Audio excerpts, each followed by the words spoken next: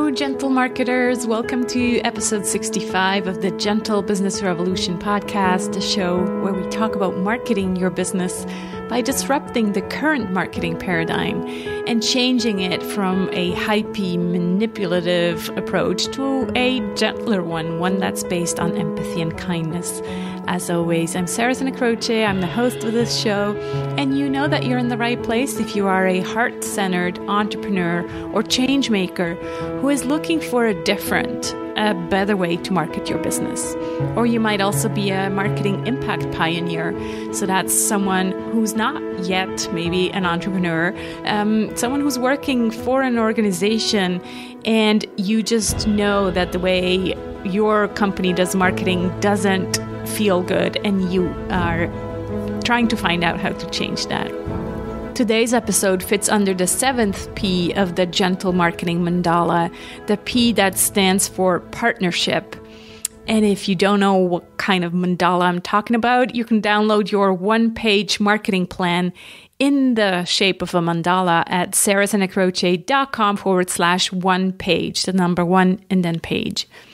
So this time we're not talking about business partnerships, so to speak, but about the partnerships with your life partners. So maybe your husband or wife, your family, your kids.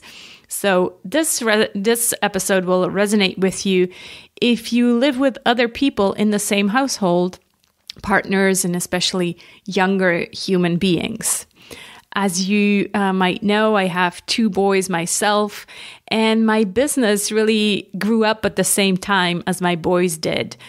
When I started my business in about 2006, 2007, I'm saying about because it's kind of a bit foggy because I was we just moved to California. My husband got a job transfer, and so I had to first settle the kids in preschool and kindergarten. And they were very small. Diego, my youngest, was 3.5, and Simon was 6 or 6.5 back then. And so really I was one of those mompreneurs, as some of the working moms call themselves, or entrepreneur moms call themselves. And so, every year my business grew at the same speed maybe as my kids, because every year, there was an hour or 2 more of independence because they spent some more time at a preschool or daycare or whatever. So, this definitely... I can definitely relate with my guest today, who talks about working parents. So my guest today, as I said, is Sarah Argenal, and she's dedicating her work life to helping working parents find balance. Sarah is on a mission to eradicate the burnout epidemic that's crushing working parents so they can finally enjoy these precious years of their lives. With over 2 decades of experience in areas such as psychotherapy, professional coaching, and complex project management in global law firms, she offers a sustainable and long-term approach to personal fulfillment for working parents. She's the founder of the Argenal Institute, host of the Working Parent Resource podcast, and author of the bestselling book, The Whole Self Lifestyle for Working Parents, a practical 4-step framework to defeat burnout and escape survival mode for good. She has been featured in publications such as NBC News, Healthline, Thrive Global, Working Mother, and PsychCentral, and is a frequent guest on business and parenting podcasts around the world. She lives in Austin, Texas, with her husband and 2 sons. In this episode, we address, for example, how as entrepreneurs, everything is related, and how we feel about our life, our personal life, and how we feel in our personal relationships, partnerships, also always reflects on our business. We also talk about how compartmentalizing our lives, basically separating personal life and business life, is really exhausting. And yet that's what a lot of us have been doing and maybe still are doing. Hopefully with COVID now, this has kind of, in my opinion, has merged a bit more together. So people are more used to seeing our kids in the background and all of that. But still, there's kind of this stigma of, we have to keep everything separate and hidden away. We're also busting the myth of having kids and working is exhausting, and that's just the way it is. So this idea that that's just how it works. If you want to work and have kids, well, it's going to be exhausting. So we're busting that myth. We're kind of creating a new definition of work-life balance and how that could look like in 2021 and going forward. Sarah explains her typical life day. So compared to her typical work day, I called it life day, and so much more. So without further ado, let's listen to Sarah Argenal. Hi, Sarah. So good to talk to you. Hi, Sarah. Thanks for having me on the show. It's funny because just the other day I recorded another episode with another Sarah with an H. And then so I'm collecting Sarahs right now. There's a certain generation where, I think so many of my classmates when I was a kid, it was like there were 5, 6, 7, 8. Yeah. There's a generation there. Yes, exactly. So I'm so glad to have this conversation with you on this show. And when we talked offline, you told me that you just published your new book called The Whole Self Lifestyle for Working Parents. And first I was like, how am I going to fit this in? Because as I explained to you, I usually put the episodes around the 7 Ps of gentle marketing. And then as I was looking at the mandala, I'm like, wait a minute, it's all about partnership. It's all about partnering with, those who are closest to you, your family members, your husband, your kids. So when I suggested that to you, you're like, yeah, that sounds good. So here we are. Yeah, I'm excited to talk about how what you do and what I do overlap, because I find, so many people when they're talking about their business or, the work that they're doing, their career, often we feel like we need to compartmentalize those things. And so much of what we do at work comes from, how we feel about our lives. And so much of that comes from the relationships that we have and our own feeling of well-being and our sense of self-awareness, all of that stuff. So yeah, I feel like there are a lot of parallels. Yeah, definitely. Yeah, just the idea of the whole self, right? That says it all. And we'll definitely unpack that. But let's kind of start with you, because I feel that usually when we write a book, there's some kind of seed incident or some particular passion that led to you writing the book. So I'm curious what it was for you. For me, I had a lot of thoughts in my mind that were swirling around for years. I started doing this work back in 2013. I was working at a law firm at the time as a project manager. My background is actually in psychotherapy and coaching, though, and teaching, mediation, those kinds of personal development areas.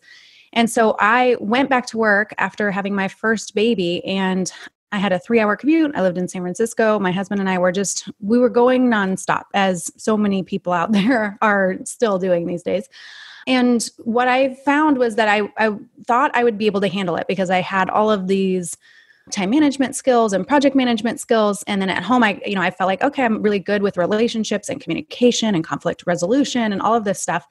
And I, within a couple of months of going back to work, had a meltdown where I realized, I'm going to have to be making some changes here. I cannot maintain this level of work and focus and drive and ambition. And, just like I need to just rearrange some things in my life to reprioritize my son and my marriage, myself, but without, sacrificing the work that I'm doing as well.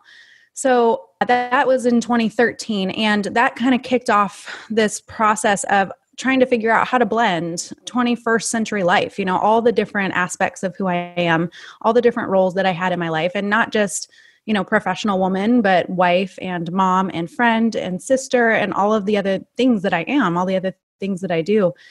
And that for a few years, I was doing a lot of research, and then I started working with other working parents doing the same thing, kind of helping them craft a lifestyle that works for them today, not something that worked for them 5 years ago or whatever, but is updated for who they are today and is very intentional and very deliberate and really focuses on who they are as people and what their current values are, all of that stuff. So I started doing this work.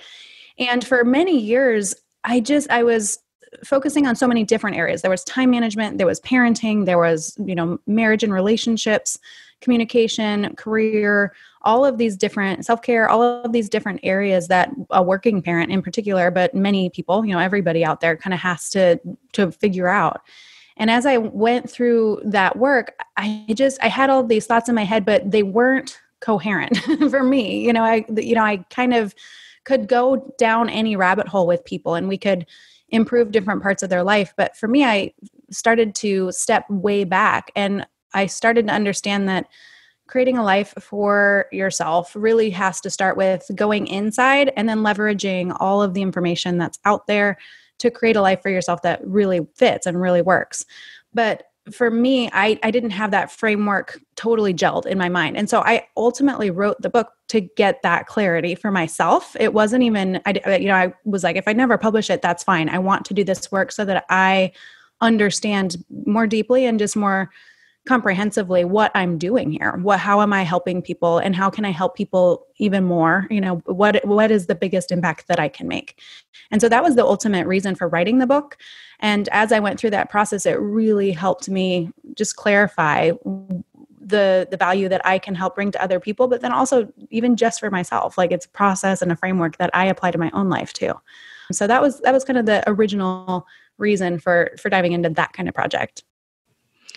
Yeah, I think that is such an important topic that I don't think there's, too many books out there that talk about that. Like there's a lot of parenting books and there's a lot of business books and there's, a lot of self-care books, but to have one that combines all three, I think that's really refreshing and new. And I really feel that's where we're heading in a lot of things. Like I see it all over the place. Like when I'm talking about marketing, that's also what I'm talking about, right? It's about bringing all of you to your business, to your marketing. And you're saying, bringing all of you, the parent, the business person, the spouse.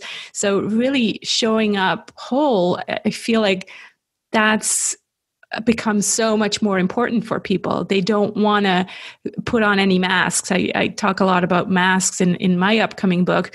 People don't want to put up masks anymore, and they don't want things to be hidden also. Like think about politics for a minute, right? Like people want transparency. Would you agree with that? Yeah, absolutely. And the way I've been able to kind of wrap my mind around it is, when I was growing up, I call my life, or, the life that I had as a child, an analog childhood, where we, it wasn't digital. I was born in 1980. So we grew up without all of the cell phones and all the devices. I didn't even have a TV in my home growing up. We were outside a lot more. It was just a much simpler time. And now we're just inundated all the time with alerts and information and opinions and what everybody else on the whole planet is doing and research. And just anything you want is at your fingertips, which I think is a really wonderful thing in so many ways.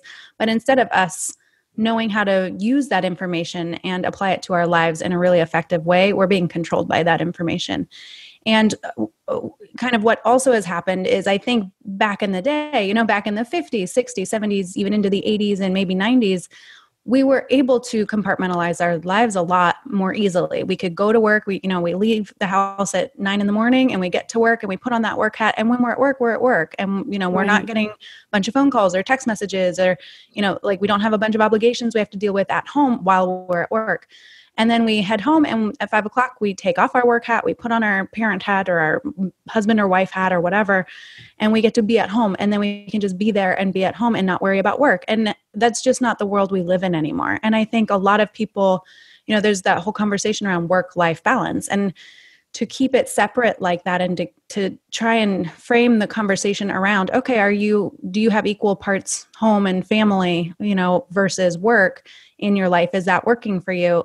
I feel like we need to upgrade the conversation a little bit for the 21st century and understand that we no longer have that really natural boundary between different parts of our lives. We all day long are doing all the different things.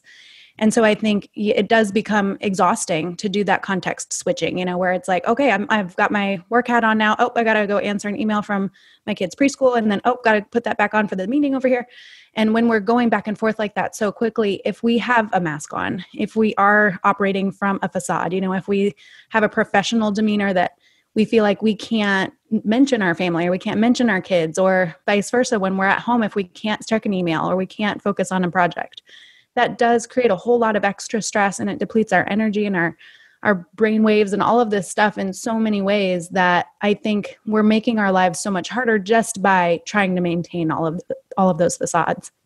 So yeah, I think trying to integrate it all is actually going to be easier for people. It's like, it seems harder because it seems like you're juggling so many things all at once, but when you can show up as your whole self, and that is, I agree, kind of the point of what I've been working on.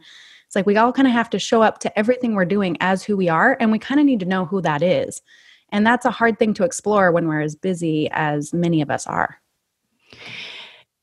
It reminds me of that video that was pre-COVID, where I think it was some kind of news agent reading the news in his room, in his office, and then all of a sudden the kids crawl in, and then the nanny crawls in and pulls out the kids. No, and it would just be really funny, to kind of reflect upon what's changed since then, because right now we've gotten so used to seeing everybody's home, everybody's mess, everybody's kids and dogs and everything, that I honestly feel that these couple of months, a few more months, have actually really helped us with that idea of not separating so much the work and the life, if you will. What do you think?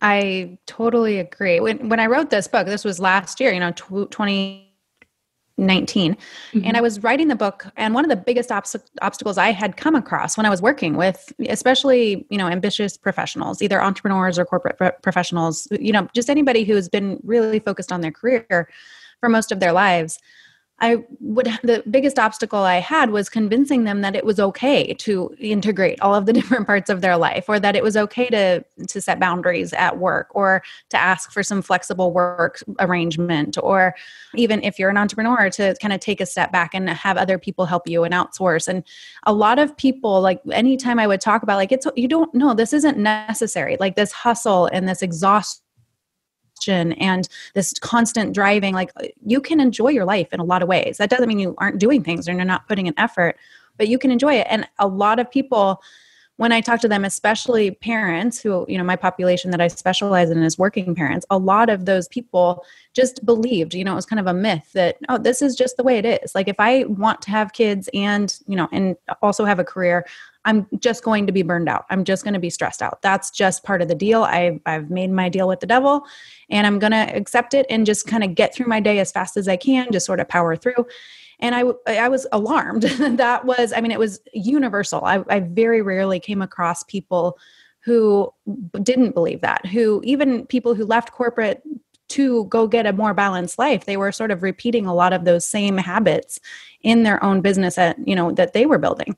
So I agree. I think that it's become a lot easier for people just overnight. We've had to now start working from home, or we've had to start accepting the fact that our coworkers have lives outside of the office. And I think that that's a really positive thing. It's sort of, a lot of the self-care talk and boundary talk and all of that stuff is really shifting just by necessity, given, the pandemic and the situation that we're all dealing with right now, which I do agree. I think it's a really positive thing.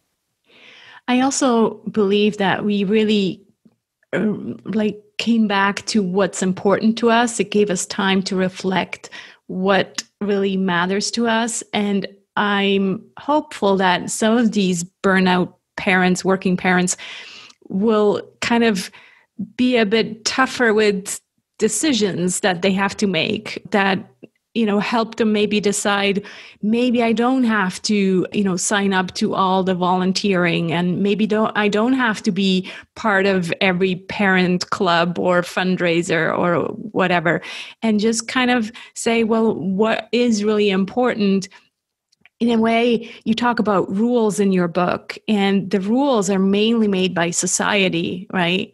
And so just going into these rules, sitting with them a little bit and analyzing whether these rules actually apply to you, whether you find these rules good or bad, or not even good or bad, or whether you want to oblige by these rules or not.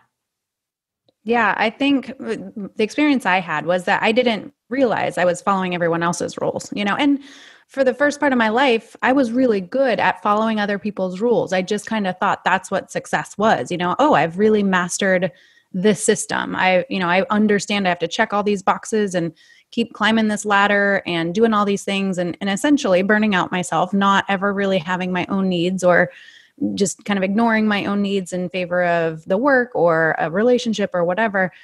And it occurred to me when I had my first baby that, if I continue this way, my child's entire life is going to be, one big stressor, what I didn't want is to get to the end of my life and look back and think, oh my God, I wasted all of that time, either when I was with him, I was distracted, or when I was with him, I was impatient or frustrated or exhausted, or, I had mental health issues because I wasn't taking care of myself, or, my family broke apart because I couldn't maintain my marriage, or, there were so many things that I saw coming if I didn't make changes. And so it became necessary for me to start questioning the rules I was following, like, oh, no, we don't set boundaries here at work. We work in a law firm and everybody just gives of themselves all the time. Like that was very much a cultural message. Yeah. And it was important for me to question it first. And then I had to decide what to do. And, that was my experience. That was, my unique situation. And I think everybody kind of has a unique situation. Everybody, if they're struggling with burnout or they're exhausted or they feel like they have too much on their plate, they don't feel like they're living intentionally, things like that. I think the first thing that was helpful for me, at least, was to start questioning some of those rules that society definitely had imposed on everybody. And I was just sort of following along with it, not even really understanding that's what I was doing. Yeah. Yeah. It's so interesting how we're influenced by, everywhere we look, the school, the neighbors, everyone is doing the things that everyone is expected to do. But in a way, we never actually questioned, why are we doing all of these things? Do they really feel good?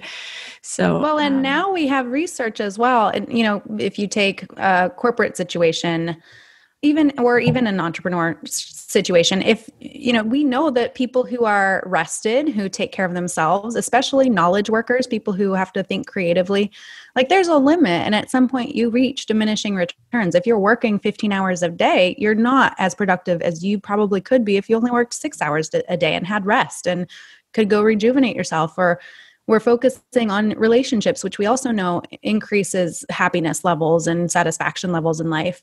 So we have research that shows that the way we're doing it isn't the most effective way to be doing this. It's just what we're used to. It's how it was established 100, 200 years ago.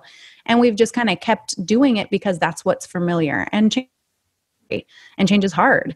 But we know that there are more effective ways to do it. And even now it's been an interesting experiment because productivity levels have gone up, even though people are working from home. And that was a big obstacle for a lot of companies, for sure, who, they didn't want people working from home because they thought they wouldn't be as productive if they weren't sitting in a seat in an office. So that we have the studies, we have the research, we are understanding a lot more about what works. And so we can apply this to school systems and things as well. We know what works, but we haven't kind of taken that leap to implement what works yet. We're still kind of like hanging on for dear life that we know and what's familiar.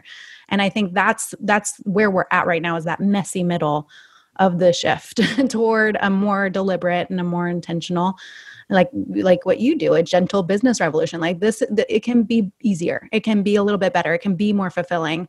We don't have to keep struggling through what was set up a long time ago for a different era. Yeah, I like that so much. So you talk about this, fact that rules are good if they are meant for a certain time, right?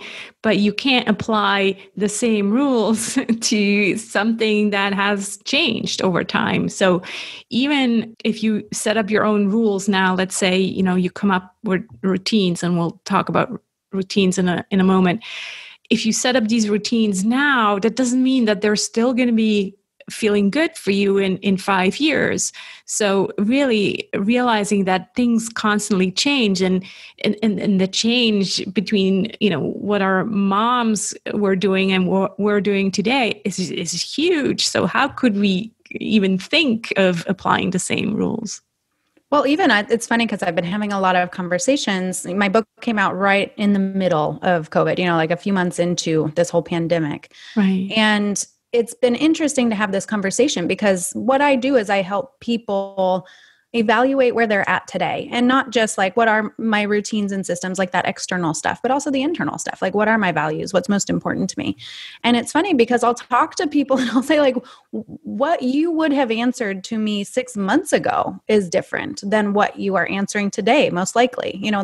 We have a lot of different circumstances to take into account now. Right. And so the idea that we can apply rules, or we can apply a way of being that worked for other people, 50 years ago, is sort of preposterous. And for me, I make it even more personal.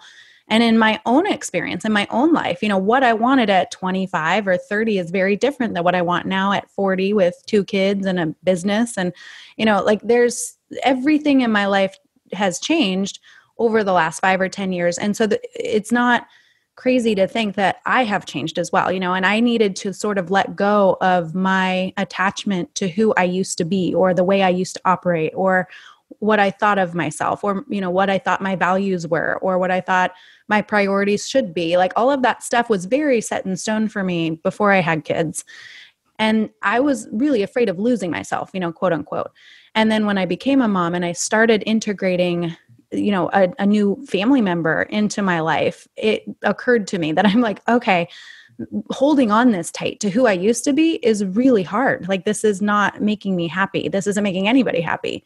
So maybe it's okay to loosen the grip a little bit. And again, start asking questions. I don't have to change anything if I don't want to, but it's okay to start asking if this is working. And if it is, great, keep doing it. And if it's not working, let's shift it a little bit. Let's try something new. And over time, that's how I've started to operate my life. And it works a little bit better for me. Works a lot better. But yeah, it can be easy to sort of hold on to, well, this worked for other people all these years, or this worked for my best friend, or this is what works for that mom, and so it must work for me, or, this is what worked for that business owner, and so I should apply it too. Like, I think we see so much going on out there. It's really easy to forget to look inside, and to forget to use our own, all of our own stuff as the filter for that information. Yeah.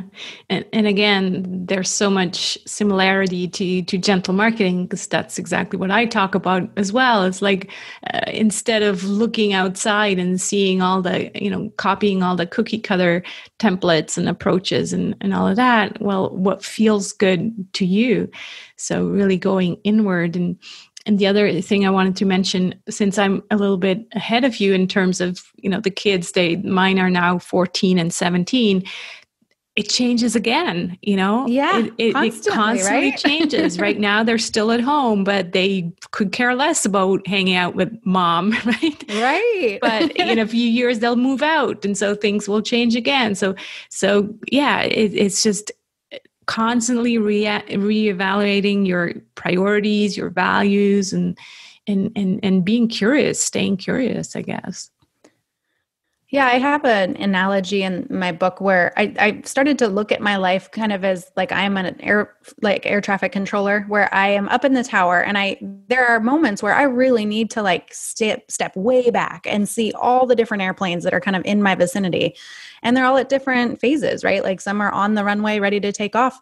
Others are, in the air ready to land. Others, they're all up in the air kind of flying around. You got to make sure that they don't crash into each other. You kind of have to step back and get a real big picture view. But then it's really important to be able to zoom way in and focus on that one airplane that's about to land, or that one airplane that's about to take off. And I feel like that's sort of how we have to do it in life too. It's like, hey, every once in a while I got to step way back and get a really big picture view of what's happening all around, because it's an ecosystem. All of these different pieces of my life impact the others. I can't compartmentalize them. Even if I wanted to, they do impact each other. Yeah. So I need to step back and get a real clear picture of what it looks like right now, because that picture is always changing. It's always moving. But then I get to make really conscious choices and go, okay, this is where my focus and my attention needs to be now. I'm going to go zoom way in there, and I'm going to let the other stuff just kind of hang for a bit. I'm going to let that all just be on autopilot while I go focus on this thing. But then I know I need to zoom back out to make sure nothing's going to crash or nothing's going to, there's not going to be trouble. Mm-hmm. And I found that as a working parent, it has helped a whole lot to get into that rhythm in my life. And, I have to do it at different times, and there are I have my own list of red flags where it's like, whoa, step way back. What's happening? There's something like red alert. Something's going on. You're burned out, or you're exhausted. You're fighting all the time with somebody, or whatever it is. Your work isn't going well. Like, you need to step back and get a big picture view, and then get a real clear understanding of where you need to go focus again. And so that has helped me a whole lot more than like just hopping from one area of my life and going, okay, let me go fix my mental health. Okay, over here, now let me go fix my career. Over here, let me go fix my parenting. Because before, I was jumping back and forth like that, and it felt a lot like whack-a-mole, where I was fixing one thing, but then everything else would fall apart because I wasn't kind of getting that more holistic view of what was going on. Right. Yeah, to me, that's kind of the new way of defining the balance idea. It's not like it's going to be this balance that has equal weights on each side, right? It's like, let me go in, like you said, in a deep dive here, and then maybe the other things become a bit less important, but it will, in the end, they will balance itself out again, but it doesn't mean that it's, black or white and always at the same levels. I think that's how I see it. Yeah, I feel like it's Greg McKeown, but I could be misquoting this. But he talks about like doing the right things at the right time. Yeah. And that's what I've really started to focus on, is not like, am I spending enough time with my kids, or am I spending enough time at work, or, on any of these other number of things that I do in my life. Instead, it's, what do I need to be doing right now? What's the right thing to be doing right now? And am I putting enough emphasis or focus on that right now? And if not, then I, can change things. I can then go fix that and go do it. Mm-hmm. And then, something over here needs my attention now. I'm going to step back and, go focus on that now. And I have let go of the guilt of doing that. I think a lot of people, especially working parents, but I think a lot of people just in general have a lot of guilt around like, I am, like especially new business owners, somebody who's building a business, there's a lot of energy and focus and, just mental time that goes into your business. And a lot of people feel guilty about that. And I've been able to let go of the guilt around focusing intently and 100%, like doing that deep work on whatever it is that I'm doing.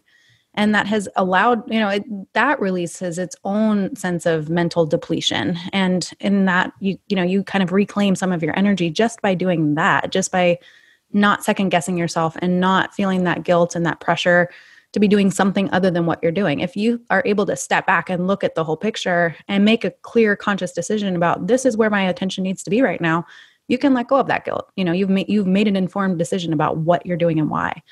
And that really helps to be decisive in that way, I think. Mm-hmm. I want to talk about routines a little bit, because I think the first time I heard it was Tim Ferriss who talked about this decision fatigue and how his life really just revolves around routines. And so obviously they are self-care routines. And so they're good for that, from that point of view. But then this idea of just having, a few less decisions to make every day, that made so much sense to me, especially since we're talking about, burnout and having all, like as moms, we have so many decisions to make already. And so just kind of having these routines to just know this is what I do, this is who I am, this is what I do. So I'd love for you to share some of your routines. And again, really for the listeners, it's not about copying exactly, this is not a prescription. You need to find your own routines, but I think it's always nice to hear what other people do. So what kind of routines have you built into your day, Sarah? Well, so I started homeschooling my kids about a year before this pandemic hit. So we were kind of already in this groove. And what I've discovered with little kids, because I've read all the books and everything about routines, and I'm somebody who likes structure and I like kind of having predictability, and I think that's helpful for kids.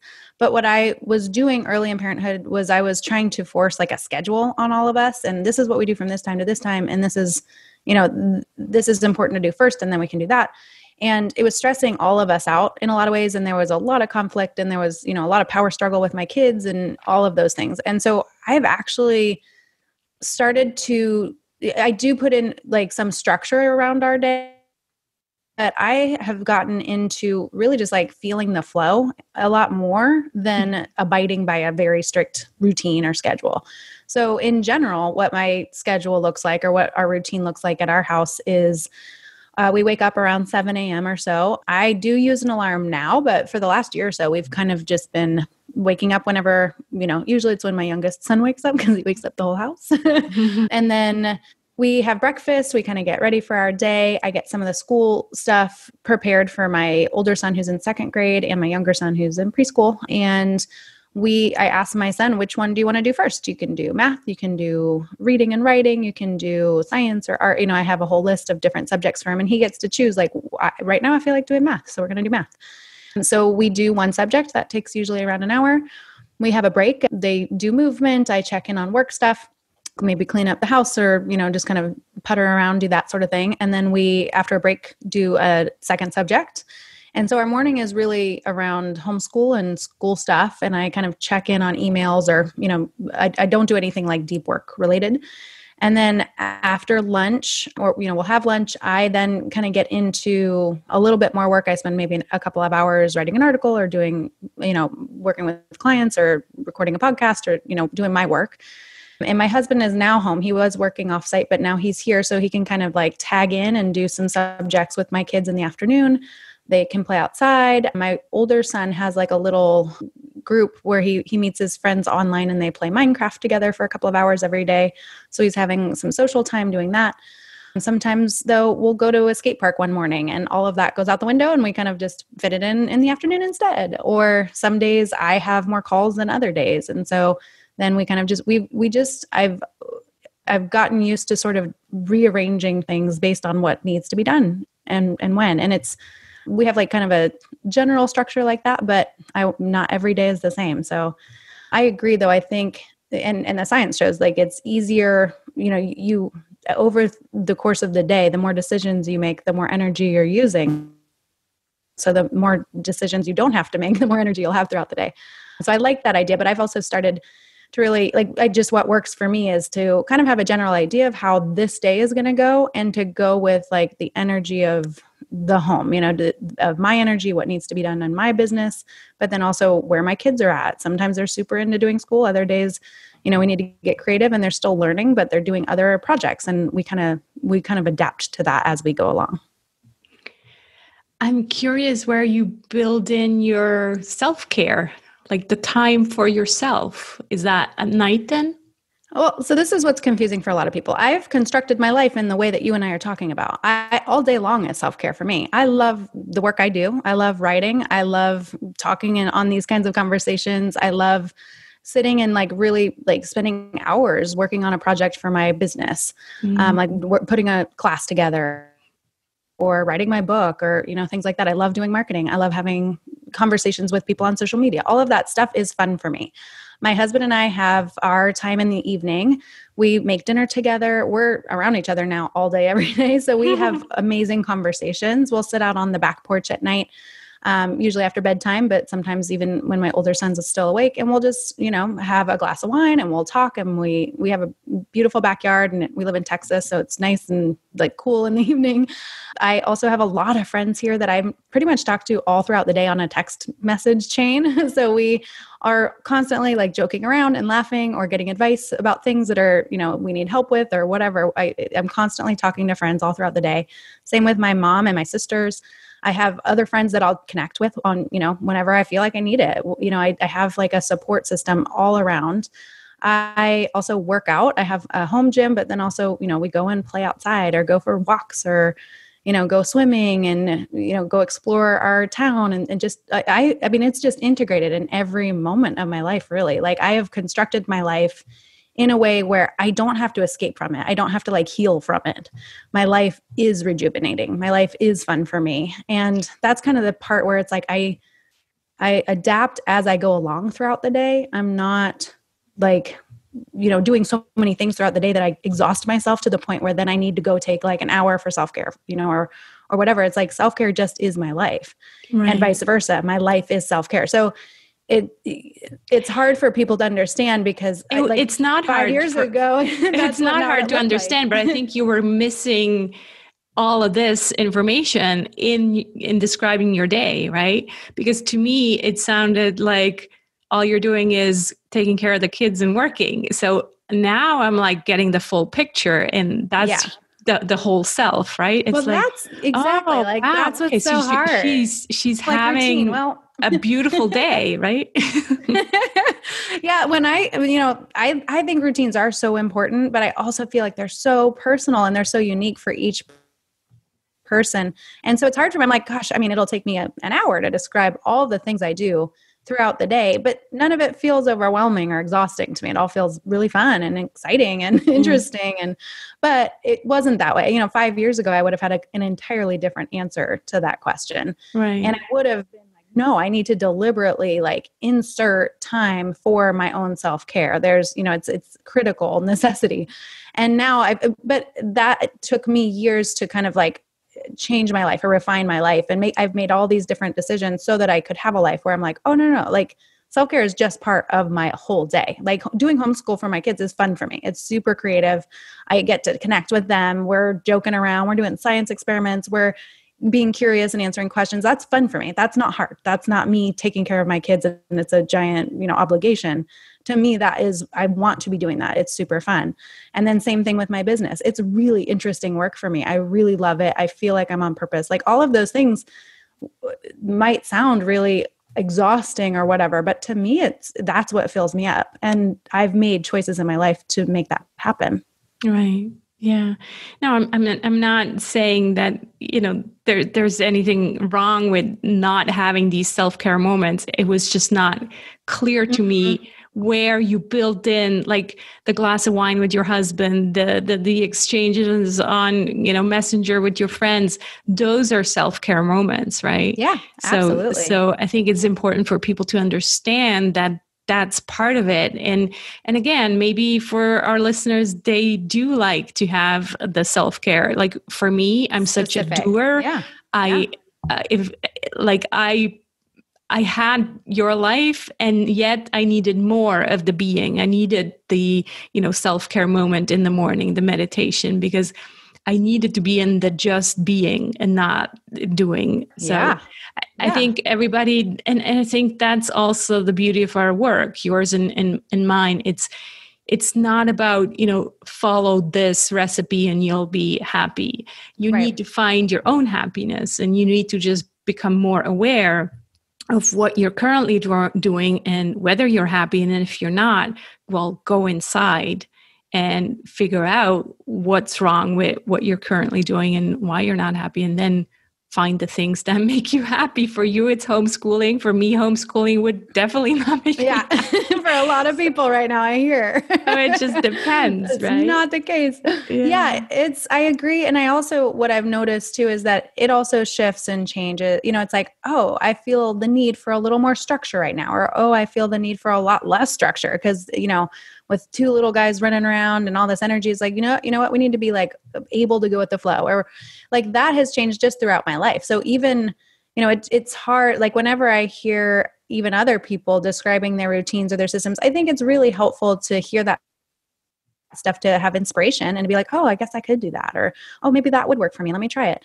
I think that's helpful. I think where we get into trouble is when I was a new mom, I was reading all the books, all the parenting books and all the, business owner books and all of the things and everything. And again, this is why I love what you do.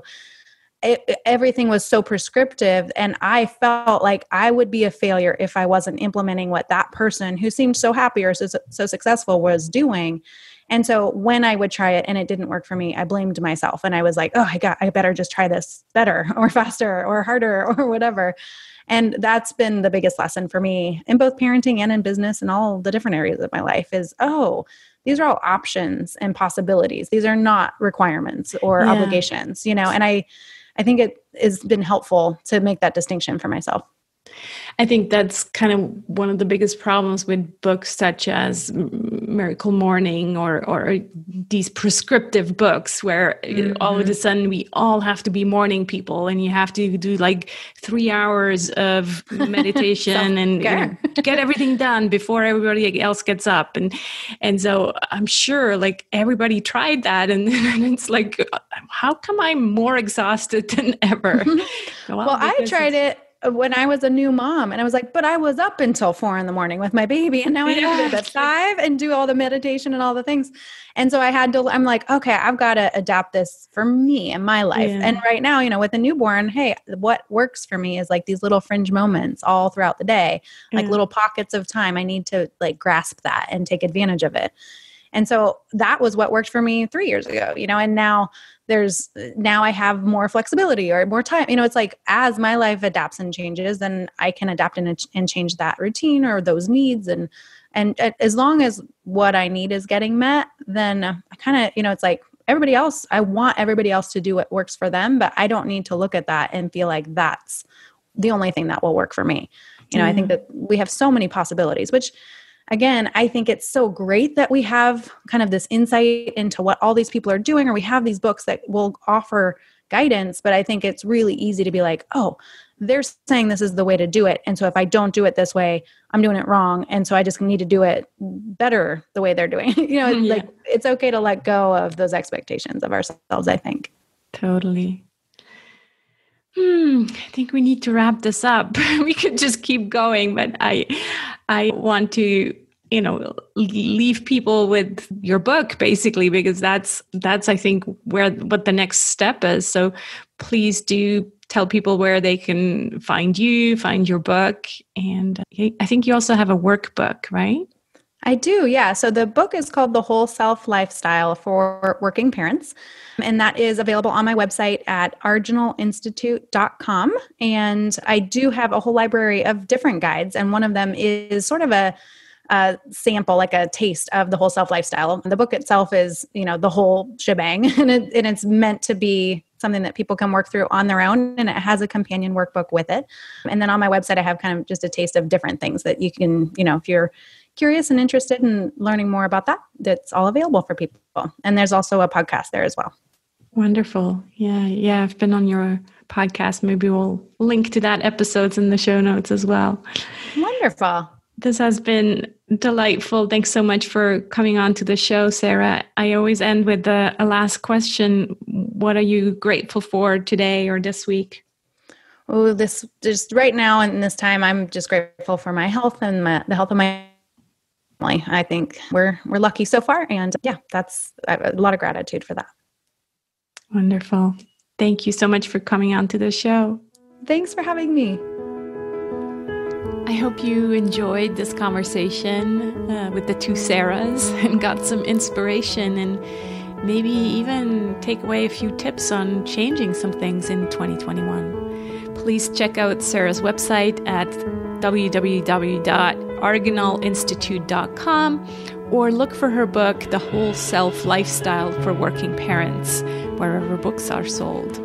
All these links are also on the show notes, sarahsinacroce.com/GBR65. On Wednesday this week, I'm posting another quick update about my Kickstarter campaign, which you can still join at sarahsinacroce.com/Kickstarter in order to be among the first to read the upcoming book and get invited to the book birthing party.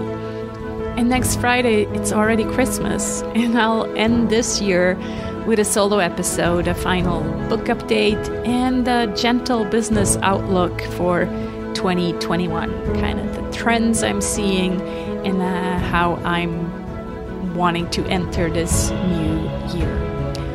I hope you'll join me on this journey to a kinder marketing paradigm. One of the ways you can do that is by joining a growing community of gentle marketers that meets on Zoom once per month to discuss gentle business and marketing topics. Via the Kickstarter campaign, you can get access to this group at a very reduced price right now, only $90 for the whole year, including the book, plus one monthly call with other gentle marketers. Over 30 people have already joined, and I know 70% of them, and I know that these will be very deep conversations among gentle souls. It's really in a community that change happens, and I'm excited to see what kind of change we can make happen. If what we're discussing on this podcast resonates with you and you like the idea of belonging to a tribe of like-minded individuals along your journey, then we'd love to have you join us. You can find out the details at sarahsanacroce.com/circle or sarahsanacroce.com/Kickstarter to find out about this special Kickstarter only offer right now. So I hope you'll join us, and until then, let's be the change we want to see in the world. Speak to you next week.